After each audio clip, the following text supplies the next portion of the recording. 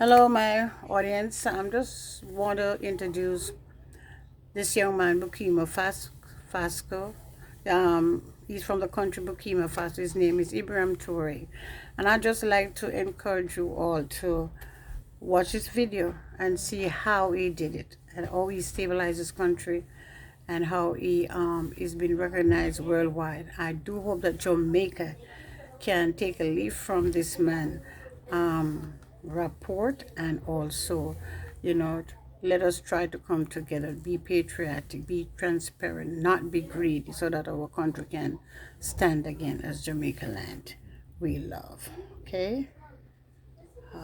So I'm gonna bring the tape up a little bit so that we can get into where I want to, where they show how Jamaica, oh, they did it, so we can don't have too much of a. We were surprised to see the ECOWAS appear on June 16th with a force in weight. Where was this force? When thousands and thousands of Nigerians were killed by terrorists. Where was this force? When thousands of Malians and Burkinabés died under the bullets of terrorists. They said that by force they were going to house the valiant sons of Nigeria who took the destiny into their own hands. Do you believe that these are women who are in Nigeria? There are fighters there. The Nigerian army is a warrior. It has been fighting for years. It is not a parade army or a peacekeeping army. And the armies of the ECOWAS have decided to unite. We are waiting for this force in weight.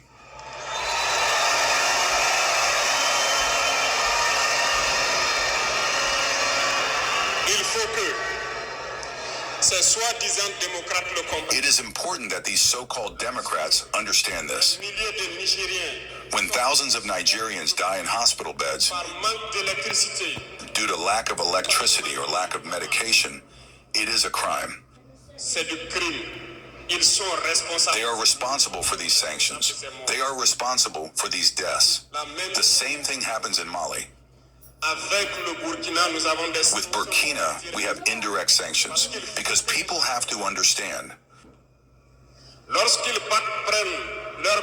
When they take their orders from the other side, they come and do everything to apply it. It is shameful. Some have decided not to provide electricity to our countries. It is not free. We pay, and it contributes to their economy.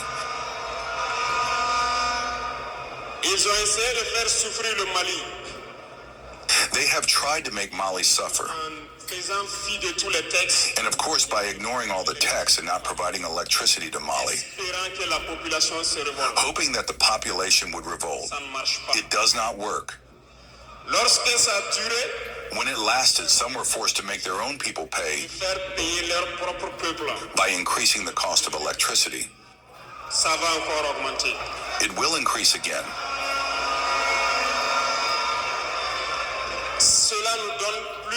This gives us several lessons. Several lessons in the sense that the independence we take, the sovereignty we take, we must do everything for it to be. They have given us very good lessons, and we have understood very well.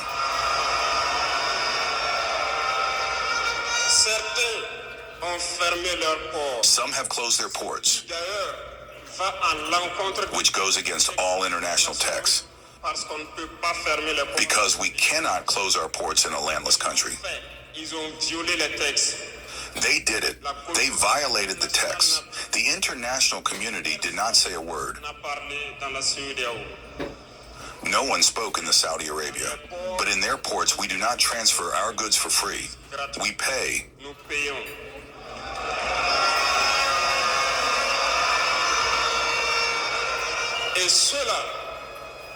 And those who do it collect today their broken skin.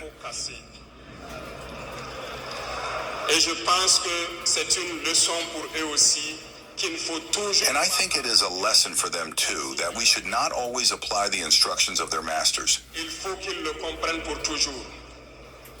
They must understand it forever.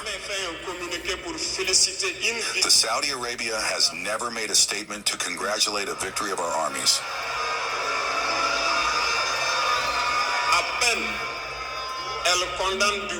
Barely, they condemn from the tip of their lips. And very rarely when there are massacres, or when it happens outside the people. In short, we cannot cite all the harm that has been done to our people. But we have decided with all our heart and conscience to withdraw and to focus on our common organization.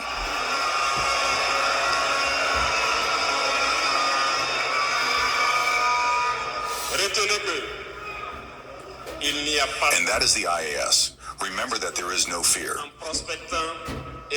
Because in prospecting and putting us to work, we have noticed one thing. Recently, some have decided to ban the exportation of certain food products to Burkina Faso. Very well, they have given a deadline. We will ensure that at the end of this deadline, we will prohibit the entry of these products on our territory.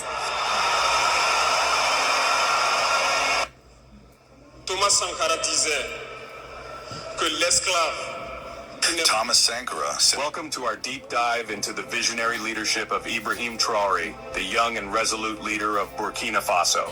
Now, I know what you're thinking. Burkina Faso, what can Jamaica learn from a landlocked country in West Africa?" And to that I say, hold my red stripe moon and buckle up. Today we'll explore how Traoré's principles, his bold vision for a self-reliant and empowered Burkina Faso, can offer significant insights for Jamaica. Because believe it or not, across the ocean, under the Caribbean sun, there are striking parallels in the struggles and aspirations of these two nations. So get ready to ditch the tourist brochures and dive into the heart of real leadership, the kind that challenges the status quo and dares to dream of a brighter future. A future where Jamaica, like Burkina Faso under Traoré, takes its destiny into its own hands. Now let's talk about Traoré's first order of business kicking out the French military presence that had been lingering in Burkina Faso since, well, forever. You see, for too long, Burkina Faso, like many nations across Africa and the Caribbean, had been living under the shadow of former colonial powers. But Traoré, he said, enough is enough. He recognized that true independence means taking control of your own destiny, setting your own priorities, even if it ruffles a few feathers in Paris. And that, my friends, is a lesson Jamaica, with its own history of colonial baggage, knows all too well. It's about asking the tough questions. Who benefits from our current economic policies? Who's really pulling the strings? And most importantly, how can we, as a nation, chart a course that puts the interests of Jamaicans first? Now let's talk about foreign aid, shall we? Because Traoré, he's not a fan. He sees it for what it often is, a band-aid solution, a way to keep nations dependent and beholden to foreign interests. He believes in empowering Burkina Faso to stand on its own 2 feet, to build its own industries, to control its own resources. And you know what? He's got a point. Jamaica, with its fertile land, its vibrant culture, its entrepreneurial spirit, has all the ingredients for success. But too often, we fall into the trap of relying on handouts instead of investing in ourselves. It's time to break free from that cycle, to unleash the potential of Jamaican industries, from agriculture to technology, to create a Jamaica that thrives on its own terms, not on the whims of foreign donors. One of the most striking things about Ibrahim Traoré is his age. This is a man who understands that the future belongs to the young, and he's not afraid to put them in the driver's seat. He's called for a new generation of leaders to step up, to bring fresh ideas and energy to Burkina Faso's challenges. Sound familiar? Jamaica, too, has a young and vibrant population bursting with talent and potential. But too often, our youth face a lack of opportunities, a system that seems rigged against them. It's time to change that narrative, to invest in education, to create pathways for entrepreneurship, to empower our young people to become the leaders, the innovators, the change makers Jamaica needs to thrive in the 21st century. Chapter 4, Preserving Paradise, Protecting Jamaica's Cultural Identity.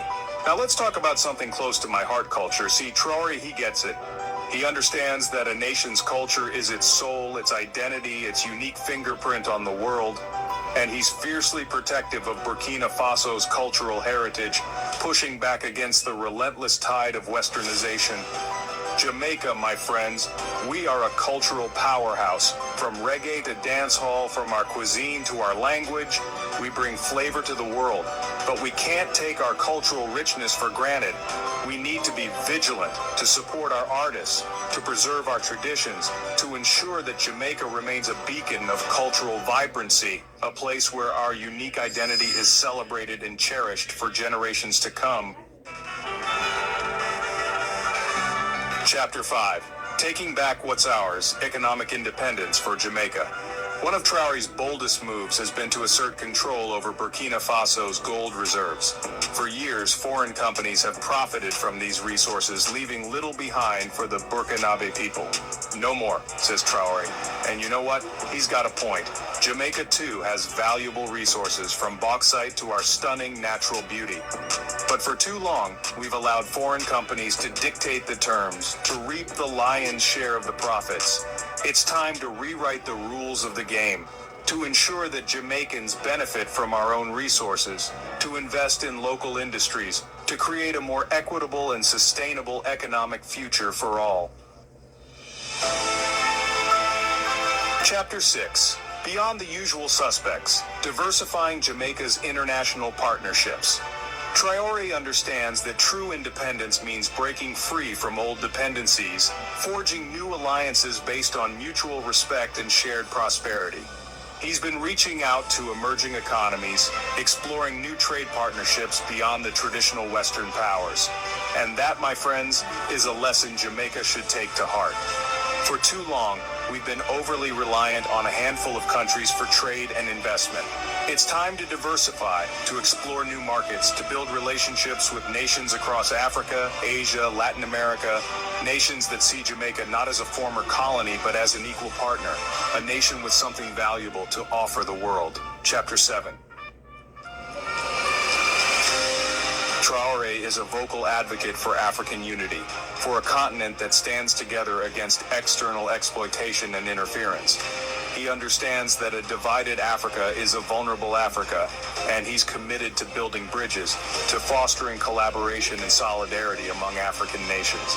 Now, Jamaica might be a small island, but we're not alone.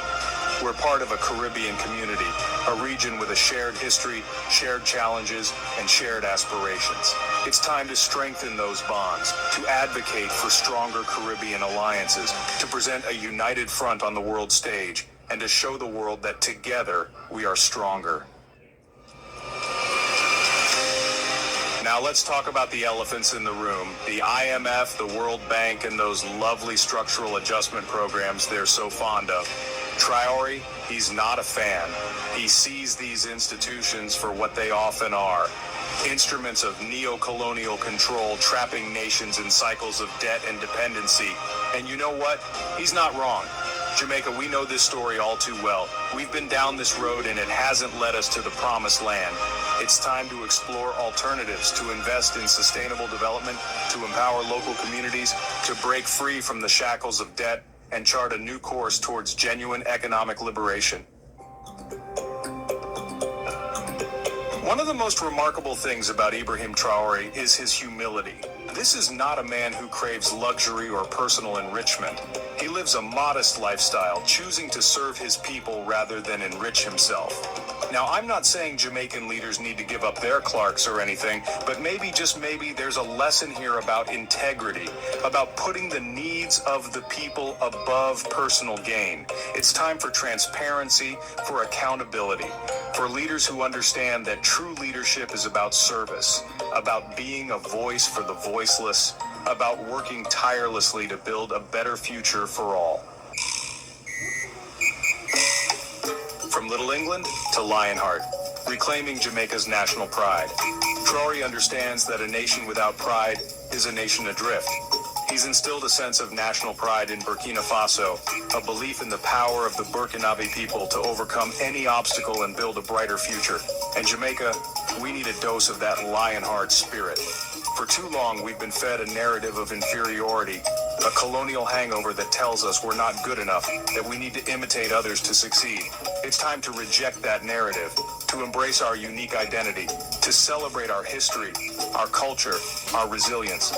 It's time to invest in local industries, to tell our own stories, to show the world the true meaning of Jamaican excellence. Unbreaking the chains, overcoming the legacy of colonialism.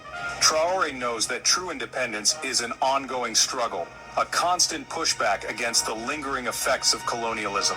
He's challenged unfair agreements, stood up to foreign pressure, and refused to let Burkina Faso be defined by its past. And that, my friends, is a lesson Jamaica needs to take to heart.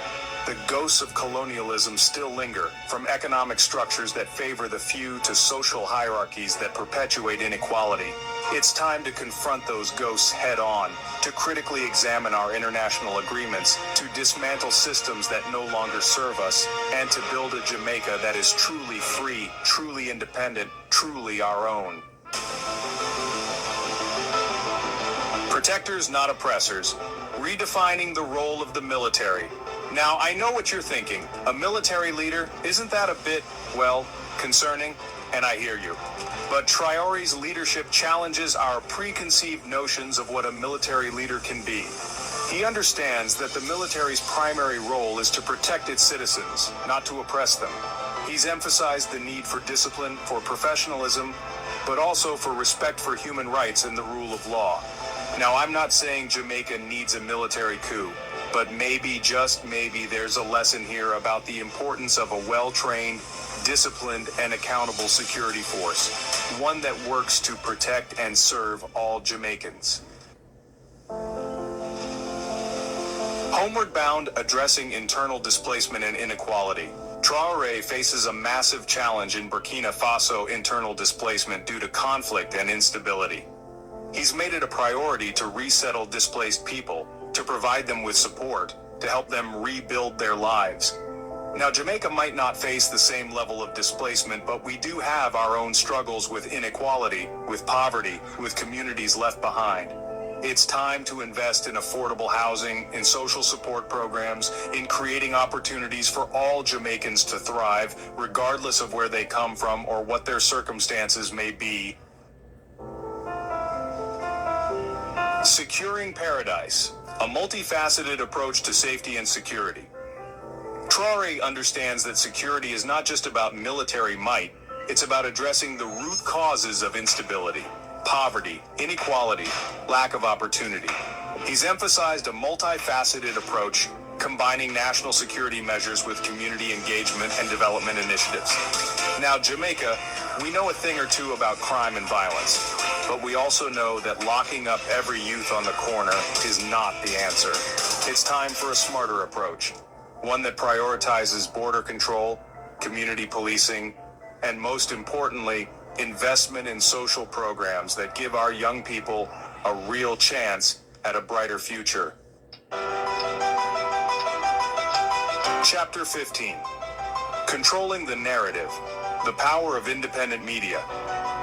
Traore has been wary of foreign-controlled media, recognizing its power to shape narratives and influence public opinion. He's encouraged the development of independent media outlets in Burkina Faso, platforms that amplify local voices and perspectives. Now, Jamaica, we know how important it is to control our own narrative. For too long, our stories have been told through the lens of others, often perpetuating stereotypes and distorting our reality. It's time to invest in independent Jamaican media, to support our journalists, to create platforms that amplify our voices, celebrate our culture, and tell our stories on our own terms. Traore is a proud Pan-Africanist, believing in the power of a united Africa to reclaim its place on the world stage. He sees the struggles of Burkina Faso as interconnected with the struggles of all African nations, and he's called for greater solidarity and cooperation across the continent. Now, Jamaica might be geographically distant, but we are spiritually connected to Africa. Our ancestors were brought here through the horrors of the transatlantic slave trade, and that shared history binds us together in ways that transcend geography. It's time to strengthen those ties, to build bridges with African nations, to educate our youth about their African heritage, to recognize that we are not an island unto ourselves, but part of a global African diaspora with a shared destiny. Traore has taken a hard line against foreign exploitation of Burkina Faso's resources. He's expelled foreign mining companies that were extracting wealth without giving back to the Burkinabe people, sending a clear message that the days of neo-colonial plunder are over. Now, Jamaica, we've had our fair share of experiences with foreign companies coming in, taking what they want, and leaving us with crumbs. It's time to renegotiate those contracts to ensure that Jamaicans benefit from our own resources, to prioritize sustainable development, and to create an economy that works for all Jamaicans, not just a select few. Decolonizing minds. Education as a tool for liberation. Traore understands that true liberation starts with education. He's called for reforms to Burkina Faso's education system, a move away from colonial curriculums that glorify the oppressors and erase the achievements of African civilizations. And Jamaica, we need an educational revolution. For too long, our children have been taught a Eurocentric curriculum that ignores our own history, our own heroes, our own cultural richness. It's time to decolonize our minds, to teach our children about their African heritage, about the struggles and triumphs of the Jamaican people, to equip them with the knowledge and skills they need to build a truly independent and prosperous Jamaica. We run things, unleashing the power of Jamaican resilience. Despite facing enormous challenges, Traore remains steadfast in his belief in Burkina Faso's potential. He's instilled a sense of resilience in his people, a determination to overcome adversity and build a brighter future. And Jamaica, resilience is in our DNA. We faced down slavery, colonialism, natural disasters, and economic hardship, and we've emerged stronger each time. It's time to tap into that wellspring of resilience, to prioritize internal solutions, to support local entrepreneurs, to believe in ourselves and our ability to create the Jamaica we want to see. Beyond the horizon, forging a new path for global South collaboration. Traore understands that the challenges facing Burkina Faso are not unique. He sees them as interconnected with the struggles of developing nations around the world, nations grappling with the legacies of colonialism, neo-colonialism, and global inequality. He's been a vocal advocate for greater South-South cooperation, for building alliances with other developing countries to challenge the existing global order and create a more just and equitable world. And Jamaica, we have a role to play in this movement. It's time to diversify our international partnerships, to strengthen ties with nations across the global South, to share our experiences, to learn from each other, and to work together to build a world where all nations, regardless of size or history, have the opportunity to thrive. A vision ignited, building a brighter future for Jamaica. Thank you for joining us on this journey through Ibrahim Traore's visionary leadership. We've explored his bold actions, his unwavering commitment to Burkina Faso's sovereignty, and his vision for a self-reliant and prosperous Africa. Now, I know some of what we've discussed might seem radical, even controversial, but that's the point, isn't it? To challenge the status quo, to think outside the box, to imagine a different kind of future for Jamaica, one that is free from the shackles of the past and brimming with possibilities. Let's take these lessons to heart and work towards a more self-reliant and united Jamaica. A Jamaica that controls its own destiny, celebrates its unique identity, and takes its rightful place as a beacon of hope and progress in the Caribbean and beyond. Okay, so what are we saying? Do you agree Do you agree with the commentator and the bill and the narrator, what they're saying about Jamaica? Do you agree that, we need to take a stand for something? We need to take a stand. So if you like the video and you agree with what the presentation has to say, give it a like, leave your comment, and have a blessed day. We have to start to think differently if we want to see changes. We have to focus on goals and maintain, our goals. And we have to be subject to change if we want to bring a brighter future while we trust in God to lead, direct, and to empower us with wisdom, knowledge, and understanding. God bless you all. Have a blessed day.